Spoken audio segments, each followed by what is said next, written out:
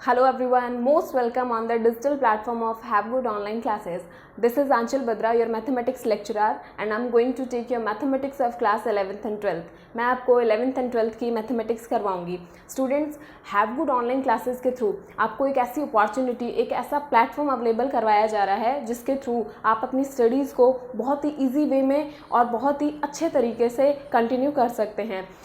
इसी के साथ आपको कंप्लीट सिलेबस कवर करवाया जाएगा. Like here I can say for mathematics मैं आपको कंप्लीट सिलेबस कवर करवाने वाली हूँ, और वो भी बिल्कुल माइनर चीज़ों से स्टार्ट करके बेसिक को बहुत अच्छे से क्लियर करते हुए चलेंगे हाईएस्ट लेवल तक. एंड एज यू नो, अगर हमारा बेसिक क्लियर है तो सब क्लियर है. अगेन आज की क्लास में हम 11th का मैथमेटिक्स स्टार्ट करने वाले हैं. सिलेबस क्या है मैथमेटिक्स का 11th क्लास का, उसको हम कैसे कवर करेंगे, ये सब मैं आपको जैसे जैसे हम टॉपिक वाइज आगे बढ़ेंगे उसी के साथ I will keep explaining each and everything. For today we are starting the very basic chapter of class 11th, that is sets. हमारे 11th का सबसे basic chapter, the very first chapter of our book is sets. अब sets होता क्या है, set क्या है, इसका मैथमेटिक्स में क्या यूज़ है, और इसे बिल्कुल बेसिक चैप्टर क्यों कहा गया है मैथमेटिक्स का. जैसा कि आप जानते हैं, जनरल लैंग्वेज में हम सेट किसे कहते हैं, हम कहते हैं, कई बार बोलते हैं बुक्स का सेट ले आए, राइट. कुछ हम बोल सकते हैं बॉक्सेस का सेट ले आए. वहाँ हमारे लिए सेट का मीनिंग है just a collection, just a gathering of things. एक साथ इकट्ठा कर लिया चीज़ों को and it becomes a collection. लेकिन मैथमेटिक्स की लैंग्वेज में एक सेट क्या होता है वो आज हम यहाँ जानेंगे. Set is a well defined collection of things. Set क्या है, थिंग्स का एक वेल डिफाइंड कलेक्शन है. अब आप देखेंगे यहाँ दो चीज़ें हैं, first is well defined and second is collection. ये हम जानते हैं कि चीज़ों को एक साथ इकट्ठा कर लिया हमने तो हमारे पास कलेक्शन बन गया. अब उस कलेक्शन को हम सेट कब बोलेंगे, उस कलेक्शन को हम सेट तब बोलेंगे when it is well defined. जब कोई कलेक्शन वेल डिफाइंड है, उसकी एक डेफिनेशन है proper, then only we will call it a set. तभी हम उसको सेट बोलेंगे. अब आप बोलेंगे मैम वेल डिफाइंड से क्या मतलब है. देखिए, किसी भी चीज़ की डेफिनेशन होने से क्या मतलब होता है, किसी भी चीज़ की एक पार्टिकुलर डेफिनेशन होना, इट मीन्स वो यूनिवर्सली एक्सेप्टेड फैक्ट है उस चीज़ के बारे में. सपोज हम कहते हैं कि प्राइम नंबर्स क्या होते हैं, राइट. प्राइम नंबर्स क्या होते हैं, तो हम प्राइम नंबर्स को कैसे डिफाइन करते हैं. प्राइम नंबर्स वो नंबर्स होते हैं जिनके ओनली 2 फैक्टर्स होते हैं. और कौन कौन से होते हैं वो 2 factors, first is 1 and second is the number itself. Means वो नंबर खुद और 1, यही 2 फैक्टर्स होते हैं जिस नंबर के, that number is known as prime number. उस नंबर को प्राइम नंबर बोलते हैं. चलिए, ये हुई प्राइम नंबर की डेफिनेशन. अब ये जो डेफिनेशन है ये वर्ल्ड वाइड एक्सेप्टेड है. आप चाहे अमेरिका में चले जाएं, वहाँ भी आपको यही बोली जाएगी कि प्राइम नंबर की डेफिनेशन यही है. अगर आप इंडिया में देखें या वर्ल्ड में आप कहीं भी चले जाएं, प्राइम नंबर की डेफिनेशन सेम रहने वाली है, डेफिनेशन चेंज नहीं होने वाली है. तो इसे हम बोलते हैं well defined, that is overall accepted. Means universally accepted जो चीज़ है उसे हम डेफिनेशन बोलते हैं. तो अब कोई कलेक्शन जब वेल डिफाइंड होगा तो उसे क्या बोलेंगे, सेट बोलेंगे. चलिए एग्जाम्पल से समझते हैं. एग्जाम्पल हम एक एक करके करेंगे तो आपको अच्छे से समझ आ जाएगा कि कौन से कलेक्शन को आप सेट बोल सकते हैं और कौन से कलेक्शन को आप सेट नहीं बोल सकते हैं. चलिए, set of odd numbers less than 10. मैं कहती हूँ मेरे पास एक कलेक्शन है ऑड नंबर्स का, and those odd numbers are less than 10. Means 10 से छोटे ऑड नंबर्स का मेरे पास एक कलेक्शन है. तो चलिए, हमारे पास नेचुरल ऑड नंबर्स की बात कर रहे हैं हम. कौन कौन से ऑड नंबर्स होते हैं, 1, 3, 5, 7 एंड 9. क्योंकि हमें 10 से आगे नहीं जाना है, 10 से छोटे ऑड नंबर्स देखने हैं. That is why I am saying कितने हो गए, 1, 3, 5, 7 एंड 9. अब ये देखिए, ये हमारे पास एक कलेक्शन हो गया. अब देखिए ये कलेक्शन वेल डिफाइंड है या नहीं है. कोई मुझसे पूछे कि इस कलेक्शन में क्या है, तो मैं बताऊंगी इसमें ऑड नंबर्स हैं 10 से छोटे. 10 से छोटे सभी नेचुरल ऑड नंबर्स इसमें हैं. तो देखिए मैं इस कलेक्शन को डिफाइन कर पा रही हूँ. अब odd numbers is well defined. आप किसी से भी पूछे, सबके लिए ऑड नंबर सेम ही है. वो नंबर जो 2 से डिवाइड नहीं हो रहा है दैट इज ऑड नंबर. तो ये जो कलेक्शन है ये वेल डिफाइंड है. इसकी एक डेफिनेशन है कि इसमें क्या है, इसमें वो नंबर्स हैं जो 2 से डिवाइड नहीं हो रहे हैं and those are less than 10. 10 से छोटे ऑड नंबर्स इसके अंदर हैं. तो आपने इस कलेक्शन को डिफाइन कर लिया. ये जो हमारे पास कलेक्शन है चीज़ों का, ये वेल डिफाइंड है. So it will be known as a set. इसलिए हम इसको एक सेट कहेंगे। अगेन देखिए, सेट ऑफ इक्विलेटरल ट्राइंगल्स। अब हमारे पास इक्विलेटरल ट्राइंगल्स का कलेक्शन है। First of all we should know that what are equilateral triangles. Equilateral triangles are those triangles which are having all the sides equal. ऐसे triangle जिनकी तीनों sides equal होती हैं are known as equilateral triangles. अब मेरे पास एक collection है चीज़ों का, चीज़ें इन द सेंस ट्राइंगल्स का, और कौन से ट्राइंगल्स का? इक्विलेटरल ट्राइंगल्स का। अब इन कलेक्शन को क्या मैं एक डेफिनेशन दे सकती हूँ? मुझसे कोई पूछे इस कलेक्शन में क्या है, तो मैं बोलूँगी इस कलेक्शन में वो सभी ट्राइंगल्स हैं जिनकी साइड्स इक्वल हैं, जिनकी सभी साइड्स इक्वल हैं। इस कलेक्शन में क्या है? सभी इक्विलेटरल ट्राइंगल्स हैं। तो देखिए, इस कलेक्शन को मैं डिफाइन कर पा रही हूँ, इसकी डेफिनेशन दे पा रही हूँ। So this collection is well defined and a well defined collection is known as A well-defined collection is known as a set. तो इक्विलेटरल ट्राइंगल्स का जो कलेक्शन होगा उसे हम सेट बोलेंगे. That will be a set. Again, next is set of vowels in English alphabets. अब देखिए, English में कौन कौन से वॉवल्स होते हैं? इंग्लिश अल्फ़ाबेट्स जो हैं हमारे पास, उसमें कौन कौन से वॉवल्स होते हैं? Vowels are A, E, I, O and U. ये जो लेटर्स हैं इनका मैंने एक कलेक्शन बना लिया. अब देखिए, डिफाइन कर पा रहे हैं? यस, कर पा रहे हैं. इस कलेक्शन में क्या है? इस कलेक्शन में इंग्लिश अल्फ़ाबेट्स के सभी वॉवल्स हैं. सो ये कलेक्शन वेल डिफाइंड है, तो इसे हम क्या बोलेंगे? इसे हम एक सेट बोलेंगे. It will be a set. अब देखिए, आगे हम कुछ और एग्जाम्पल्स देखने वाले हैं, और एग्जाम्पल्स देख के हम इन्हें पहचानेंगे कि ये एक सेट है या नहीं है, जहाँ से हमारी जो चीज़ें बिल्कुल क्लियर हो जाएंगी कि किसे सेट कहना है, किसे सेट नहीं कहना है. चलिए, first one is a collection of novels written by the writer Munshi Premchandra. हमारे पास एक कलेक्शन है कुछ नॉवेल्स का, और वो नॉवेल्स कौन से हैं? Written by Munshi Premchandra. मुंशी प्रेमचंद्र के द्वारा लिखे गए सभी नॉवेल्स का एक कलेक्शन है. अब आप मुझे ये बताएंगे कि ये जो कलेक्शन है ये एक सेट होगा या नहीं होगा. वो बताने के लिए हमें सेट की डेफिनेशन पता है. सेट क्या होता है? Is a well defined collection. अब हमारे पास कलेक्शंस तो है, नॉवेल कलेक्शन तो है एक नॉवेल्स का, लेकिन ये सेट होगा या नहीं होगा, ये चीज़ किस पे डिपेंड करेगी? ये चीज़ इस पे डिपेंड करेगी कि ये कलेक्शन जो है ये वेल डिफाइंड है या नहीं है. तो चलिए, आप बताइए कि अगर मुझसे कोई पूछे इस कलेक्शन की डेफिनेशन, तो मैं बता पाऊंगी कि इस कलेक्शन में क्या है? इस कलेक्शन में मुंशी प्रेमचंद के नॉवेल्स हैं, तो मैं इस कलेक्शन की डेफिनेशन दे पा रही हूँ, बिकॉज ये जो कलेक्शन है ये डिफाइंड हो रहा है. That is why it will be known as a set. जो कलेक्शन डिफाइन हो पा रहा है, जिस कलेक्शन की हम डेफिनेशन दे पा रहे हैं, उस कलेक्शन को हम सेट कहेंगे. So this will be a set. A collection of novels written by the writer Munshi Premchandra will be a set. एक सेट होगा. क्यों? क्योंकि ये कलेक्शन डिफाइंड है, वेल डिफाइंड है. Next one is a collection of prime numbers. अब देखिए, collection of prime numbers. अब एक कलेक्शन है, उसमें क्या है? सब प्राइम नंबर्स हैं. तो मुझे कोई भी पूछे इसमें क्या है, I will say there are prime numbers in this collection. And prime numbers क्या हैं? वेल डिफाइंड हैं. अभी मैंने आपको प्राइम नंबर्स की डेफिनेशन बताई थी. आप किसी से भी पूछ लें वर्ल्ड वाइड, प्राइम नंबर की एक पर्टिकुलर डेफिनेशन है. तो ये जो कलेक्शन है ये वेल डिफाइंड है.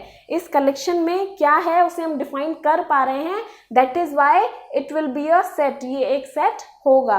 Again come to the next one, a collection of all boys in your class. आपके क्लास के सभी बॉयज का कलेक्शन.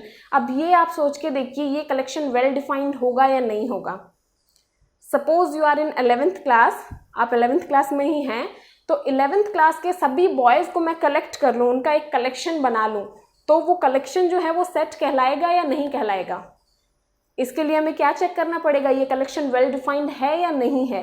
तो देखिए, हम बता पा रहे हैं कि इस कलेक्शन में क्या है. इस कलेक्शन में बॉयज हैं. किसके? 11th क्लास के. तो इस कलेक्शन की एक डेफिनेशन हो गई ना कि इस कलेक्शन में क्या है? 11th क्लास के बॉयज हैं. तो ये कलेक्शन की डेफिनेशन हम दे पा रहे हैं. ये कलेक्शन जो है ये वेल डिफाइंड हो गया है. That is why this collection will be known as a set. Again, a collection of 10 good cricket players. 10 good cricket players का एक कलेक्शन, 10 अच्छे क्रिकेट प्लेयर्स का एक कलेक्शन. अब ये आप सोचिए कि ये एक सेट होगा या नहीं होगा.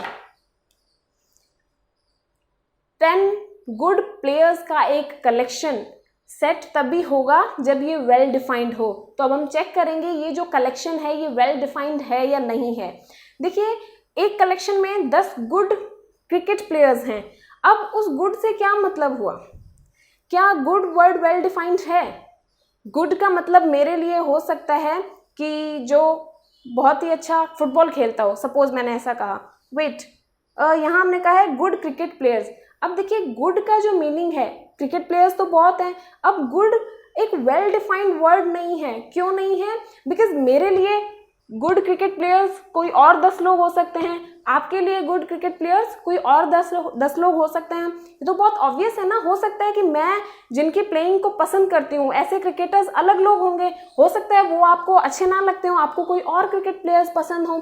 तो ये जो गुड वर्ड है, it is not having any particular definition. इस वर्ड की कोई पर्टिकुलर डेफिनेशन नहीं है कि हाँ गुड का मतलब यही होता है और सबके लिए यही होता है, ऐसा नहीं है। The meaning of the word good differs from person to person.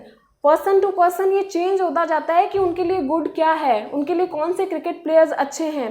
That is why this word is not well defined. तो ये जो कलेक्शन है 10 गुड प्लेयर्स का, ये पर्सन टू पर्सन अलग हो सकता है। हो सकता है मेरे लिए उन 10 लोगों का कलेक्शन अलग हो, उसमें अलग क्रिकेट प्लेयर्स हों, और आपका जो कलेक्शन हो उसमें अलग क्रिकेट प्लेयर्स हों। तो इस तरीके से हम देखते हैं कि ये जो गुड वर्ड है it is not well defined. तो ये जो कलेक्शन है इसको आप वेल डिफाइंड नहीं बोल सकते। तो जो कलेक्शन वेल डिफाइंड नहीं है उसे हम सेट भी नहीं बोलेंगे। So this is not a set, क्योंकि ये कलेक्शन वेल डिफाइंड नहीं है। That is why this collection is not a set. Again next example, a collection of 5 most talented writers of India. India के 5 most talented writers का हमने क्या किया, collection कर लिया। अब हम देखेंगे ये सेट है या नहीं है। Again this word talented, talented से क्या मतलब है? आप टैलेंटेड की डेफिनेशन दे पाएंगे? नहीं दे पाएंगे। क्यों? Let us take an example. आप एग्जाम्पल से समझिए। मेरे लिए टैलेंटेड मैं उस बच्चे को बोलती हूँ जो पढ़ाई में बहुत अच्छा है। सपोज मैं ऐसा बोलती हूँ कि मैं तो टैलेंटेड उस बच्चे को मानती हूँ जो पढ़ाई में बहुत अच्छा है। आप कहेंगे नहीं, आप टैलेंटेड उस बच्चे को मानते हैं जो खेल कूद में बहुत अच्छा है। इट कैन हैपन, ऐसा हो सकता है। हो सकता है कोई थर्ड पर्सन हो, वो टैलेंटेड उस बच्चे को मानता हो जिसकी राइटिंग स्किल्स बहुत अच्छी हो। तो ये जो टैलेंटेड वर्ड है इसकी कोई पर्टिकुलर डेफिनेशन नहीं है, इसका meaning person to person change होता है। हर इंसान के लिए टैलेंटेड जो वर्ड है उसका मीनिंग अलग अलग हो सकता है। समझ रहे हैं बात को आप कि मैं टैलेंटेड, हर किसी इंसान टैलेंटेड अलग इंसान को समझ सकता है। मैं पढ़ने वाले बच्चे को टैलेंटेड कहती हूँ, आप खेलने वाले को कहते हैं, थर्ड पर्सन किसी और को कहता है। तो ये जो टैलेंटेड वर्ड है इसकी कोई वर्ल्ड वाइड या यूनिवर्सल डेफिनेशन नहीं है। तो ये जो हमारे पास कलेक्शन होगा 5 most talented writers of India, मुझे लगता है कि वो 5 लोग हैं, वो 5 राइटर्स हैं। सपोज कुछ पर्टिकुलर 5 राइटर्स हैं, मुझे लगता है वो सबसे ज़्यादा टैलेंटेड है, तो मैं इस कलेक्शन में उन्हें डाल दूंगी। आपके लिए वो राइटर्स अच्छे नहीं हैं, आपको वो पसंद नहीं है, उनकी राइटिंग ज़्यादा पसंद नहीं है, तो आप क्या करेंगे? आपके लिए कोई और राइटर्स होंगे जो टैलेंटेड होंगे। तो आपके कलेक्शन में वो 5 राइटर्स अलग हो सकते हैं। तो ये जो कलेक्शन है ये सबके लिए सेम नहीं है। Means this is not well defined. और जो कलेक्शन वेल डिफाइंड नहीं है उसे हम सेट नहीं बोलेंगे। तो ये जो कलेक्शन हमारे पास है ये सेट नहीं होगा। वाई? बिकॉज मोस्ट टैलेंटेड जो वर्ड है it is not well defined. Again अगले एग्जाम्पल में देखेंगे, अ collection of months of a year beginning with J. अब हमने क्या किया है, एक कलेक्शन लिया है किसका? एक ईयर के मंथ्स का कलेक्शन लिया है। कौन से मंथ्स? जो जे से स्टार्ट होते हैं। ऐसा कलेक्शन है हमारे पास मंथ्स का जिसमें कौन से मंथ्स आ रहे हैं? जो जे से स्टार्ट होते हैं। अब देखिए कोई भी ईयर ले लीजिए, कोई भी ईयर ले लीजिए, उसमें जे से स्टार्ट होने वाले मंथ्स कौन से हैं? जनवरी, देन जून, देन जुलाई। ये तीन ही मंथ्स हैं। तो अगर मैं इन ऐसे मंथ्स का कलेक्शन कर लूँ जिसमें क्या आते हैं, ईयर के सिर्फ जे से स्टार्ट होने वाले मंथ्स आते हैं, तो क्या मैं उसको डिफाइन कर पाऊंगी? बिल्कुल कर पाऊंगी। कोई मुझसे पूछेगा कि इस कलेक्शन जो आपने मंथ्स का बना रखा है इस कलेक्शन में कौन कौन से मंथ्स हैं, तो मैं बताऊंगी इस कलेक्शन में वो मंथ्स हैं ईयर के जो जे से स्टार्ट होते हैं। अब ये जे से स्टार्ट होने वाले मंथ सबके लिए एक हैं, आपके लिए भी जनवरी जून एंड जुलाई है और मेरे लिए भी जनवरी जून एंड जुलाई है। तो ये जो कलेक्शन है ये वेल डिफाइंड है क्योंकि हम बता पा रहे हैं कि हाँ इसमें पर्टिकुलर कौन कौन से मंथ्स आ रहे हैं। सो this collection is well defined. और जो कलेक्शन वेल डिफाइंड है that will be a set, उसे हम क्या कहेंगे? एक सेट कहेंगे। अगेन अगला एग्जाम्पल देखिए, अ collection of most dangerous animals of the world. अब हमारे पास कैसा कलेक्शन है? वर्ल्ड के मोस्ट डेंजरस जो एनिमल्स हैं उनका एक कलेक्शन है, मीन्स एक कलेक्शन है एनिमल्स का, और उसमें कौन से एनिमल्स हैं, most dangerous animals of the world. अब आप ये बताएं कि ये जो कलेक्शन है इसे आप एक सेट कहेंगे या नहीं कहेंगे? जस्ट थिंक अबाउट 10 सेकेंड्स कि इसे आप क्या कहेंगे, सेट कहेंगे या नहीं कहेंगे? ये जो कलेक्शन है ये वेल डिफाइंड है या नहीं है? चलिए देखते हैं। हमारे पास कलेक्शन है मोस्ट डेंजरस एनिमल्स का। अब आप सोच के देखें कि आपके लिए डेंजरस एनिमल्स कौन से हैं। हो सकता है जो एनिमल्स आपको बहुत डेंजरस लगते हैं उनमें से कुछ एक ऐसे हों जो मुझे डेंजरस ना लगते हों, मेरे लिए डेंजरस ना हो। तो ये जो डेंजरस एनिमल्स जो वर्ड है, इस डेंजरस वर्ड की कोई भी पर्टिकुलर डेफिनेशन नहीं है। मीन्स हम एक अच्छा एग्जाम्पल ले सकते हैं इसको समझने के लिए, दैट इज स्नेक, सांप। देखिए, आप जानते हैं हमारे लिए तो सांप एक बहुत डेंजरस एनिमल्स है। कहीं आसपास हमें दिख जाए तो हम प्रेफर करते हैं कि उसे मार ही दिया जाए ताकि वो किसी को काट ना ले। तो हमारे लिए सांप एक बहुत डेंजरस एनिमल है। लेकिन आप जानते हैं कि कुछ बंजारा जातियाँ होती हैं जो स्नेक को पालती हैं, उनके घर में उनके साथ स्नेक्स रहते हैं, तो उन लोगों के लिए स्नेक डेंजरस होगा? कभी नहीं। Why? They are living with them. वो स्नेक को अपने फैमिली मेंबर्स के साथ अपने साथ रख रहे हैं, तो उनके लिए वो डेंजरस नहीं है। अब देखिए, एक ही एनिमल स्नेक जो हुआ वो हमारे लिए तो बहुत डेंजरस है, लेकिन कुछ लोगों के लिए डेंजरस नहीं है। तो अब ये इस कलेक्शन में आएगा या नहीं आएगा? हम बोलेंगे नहीं, रखो इसको डेंजरस एनिमल्स में। क्यों? क्योंकि हमारे लिए डेंजरस है, पर कुछ लोगों के लिए नहीं है। तो आई सपोज आप समझ रहे हैं कि ये जो डेंजरस वर्ड है ये वेल डिफाइंड नहीं है। इट इज़ हैविंग अ वेग मीनिंग, मीन्स अनक्लियर मीनिंग। इसकी कोई पर्टिकुलर डेफिनेशन नहीं है। तो वो जो हम कलेक्शन बनाएंगे मोस्ट डेंजरस एनिमल्स का, वो वेल डिफाइंड नहीं होगा, क्योंकि हम पर्टिकुलरली नहीं बता सकते हैं कि उसमें कौन कौन से एनिमल्स आएंगे। क्यों? क्योंकि dangerous word, the meaning of dangerous differs from person to person. हर पर्सन के लिए डेंजरस कहीं ना कहीं डिफर कर रहा है, डेंजरस का मीनिंग डिफर कर रहा है। तो इसलिए ये जो कलेक्शन है इसका कोई ये वेल डिफाइंड नहीं है, और जो कलेक्शन वेल डिफाइंड नहीं है उसे हम सेट नहीं बोलेंगे। So students, these were the examples. I hope आपको समझ आ गया होगा कि सेट क्या है। सेट चीज़ों का कलेक्शन है, और कैसा कलेक्शन है? वेल डिफाइंड, जिसकी एक डेफिनेशन हो, जो अच्छे से डिफाइंड हो। तो ऐसा जो वेल डिफाइंड कलेक्शन होगा चीज़ों का, उसे हम क्या बोलेंगे? सेट बोलेंगे। और किसे सेट नहीं बोल पाएंगे हम, वो भी आपने देख लिया। जो वेल डिफाइंड नहीं हो पा रहा है उसे हम सेट नहीं बोलेंगे। चलिए अब आगे, ये तो थी सेट की डेफिनेशन और कुछ एग्जाम्पल्स, जिससे कि हमें पता लग सके कि किस कलेक्शन को हम सेट बोल पा रहे हैं, किसको नहीं बोल पा रहे हैं। अब देखिए, ये बहुत बेसिक चीज़ है। आई होप सबको ये क्लियर हो गया होगा कि सेट क्या है। चलिए अब आगे कुछ इंपॉर्टेंट पॉइंट्स बताने वाली हूँ आपको सेट के। देखिए, अब ये तो हमने क्या किया, हमने ये समझ लिया कि ठीक है सेट क्या है। अब मैथमेटिक्स में क्या करेंगे, हम इन सेट्स को रिप्रेजेंट करेंगे। मीन्स हम कॉपी पे, बोर्ड पे हम लिखेंगे सेट्स को कि कोई भी सेट हो। सपोज जैसे अभी हमने दिखाया कि set of vowels of English alphabet, तो उन सेट्स को हम शो भी करेंगे, रिप्रेजेंट करेंगे।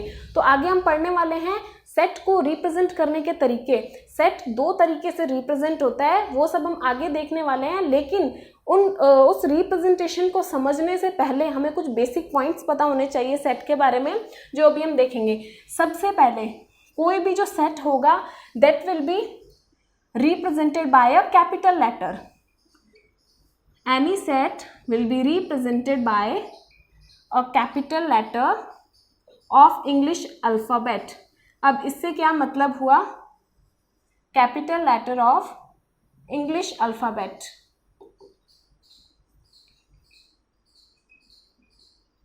अब इससे क्या मतलब हुआ? देखिए, जैसे हम यहाँ बोल रहे थे a collection of months of year beginning with letter J, ये हमारे पास एक कलेक्शन था और हमने चेक किया था ये एक सेट भी है क्योंकि ये वेल डिफाइंड है। तो अगर इस सेट को हम किसी एक लेटर से रिप्रेजेंट करना चाहें तो हमेशा उसको इंग्लिश अल्फ़ाबेट के किसी भी कैपिटल लेटर से उसको क्या करेंगे? डिनोट करेंगे, रिप्रेजेंट करेंगे। मीन्स इस सेट को मैं एक एक वो लिख सकती हूँ। देखिए, हर जगह सपोज कीजिए हम कोई क्वेश्चन कर रहे हैं जिसमें हमें बता दिया गया that A is a collection of months of year beginning with J. अब उस क्वेश्चन में जहाँ जहाँ हमें इस सेट की ज़रूरत है हम ये पूरे लैंग्वेज में तो लिखेंगे नहीं, इसलिए हम क्या करते हैं, उसको किसी एक लेटर से रिप्रेजेंट कर देते हैं। तो ये जो रिप्रेजेंटेशन है ये हमेशा कैपिटल लेटर से होगा, कभी भी आप किसी सेट को स्मॉल लेटर से नहीं दिखाएंगे, always with a capital letter. और ये कैपिटल लेटर मैंने यहाँ ए लिया है, आप रेंडमली कोई भी बी सी कुछ भी ले सकते हैं, but always in capital letters. Again next point is, कोई भी जो सेट होगा उसे रिप्रेजेंट करेंगे कैपिटल लेटर से, एंड सेकंड उस सेट को हमेशा एनक्लोज करेंगे करली ब्रैकेट में। कोई भी सेट होगा उसे हमेशा क्या करेंगे, करली ब्रैकेट में एनक्लोज करके दिखाएंगे। सपोज हमने अभी एक एग्जांपल लिया था, the set of vowels of English alphabet, तो हमारे पास वॉवल थे ए E I O and you. ये अगर इनको हमें सेट में दिखाना होगा तो हम इन्हें कैसे दिखाएंगे, कॉमा से सेपरेट करके।